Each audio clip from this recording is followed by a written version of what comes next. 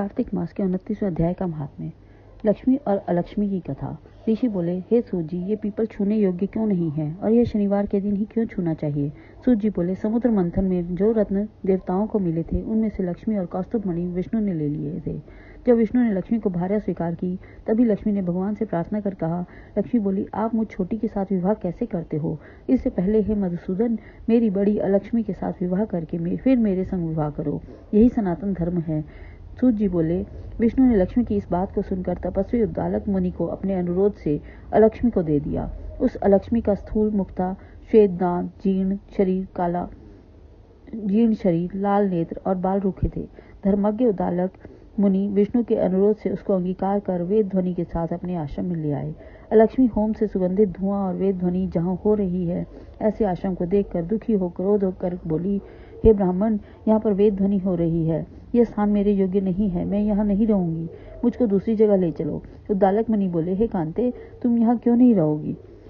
सो बताओ, तेरे योग्य कौन सा स्थान है? अलक्ष्मी बोली, जहाँ वेद ध्वनि होती हो और अभ्यागत का सत्कार होता हो तथा यज्ञ दान आदि होते हों, वहाँ मैं नहीं रहती हूँ। जहाँ स्त्री पुरुष प्रेम से रहते हों, पितर तथा देवताओं का पूजन होता हो, वहाँ मैं नहीं बसती हूँ। जहाँ उद्यमी नीति में कुशल धर्मात्मा प्रिय बोलने वाला गुरु की पूजा करने वाले रहते हों, वहाँ मेरा निवास नहीं है। दिन रात जहाँ स्त्री पुरुष में लड़ाई होती हो, अभ्यागतों का जहाँ सत्कार नहीं हो, वह स्थान मुझे प्यारा है।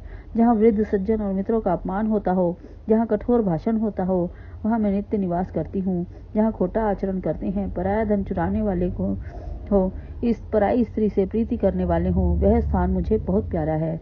जहाँ गौवध, मदिरापान और ब्रह्म हत्या आदि पाप होते हैं, मैं उस स्थान में रहती हूँ।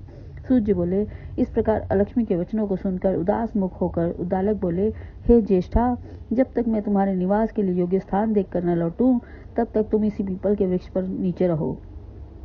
सूत जी बोले, इस प्रकार अलक्ष्मी को बैठाकर उद्दालक चल दिए। वह बहुत देर तक उनकी बाट देखती रही। जब पति को लौटते न देखा तो स्वामी के त्याग के भय से दुखी होकर विलाप करने लगी। उसके विलाप को लक्ष्मी ने वैकुंठ में सुना।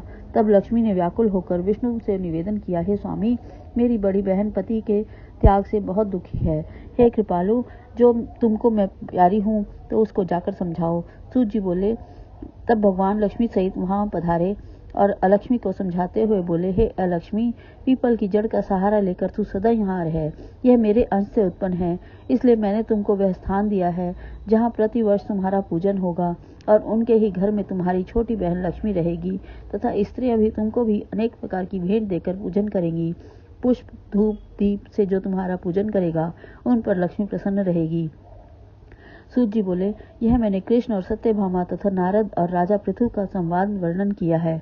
अब और भी जो पूछो मैं कहूँ। यह सुनकर ऋषि मंद मंद मुस्कुराने लगे। वे आपस में कुछ नहीं बोले और सब शांतित होकर बद्रिकाश्रम के दर्शन को चल दिए। जो प्राणी इस कथा को सुनेगा अथवा सुनाएगा, वह सब पापों से छूटकर विष्णु के स्वरूप को प्राप्त होगा। बोल मेरे श्री गुरु महाराज की जय। बोल श्री कृष्ण भगवान की जय। कार्तिक महात्म्य संपूर्ण।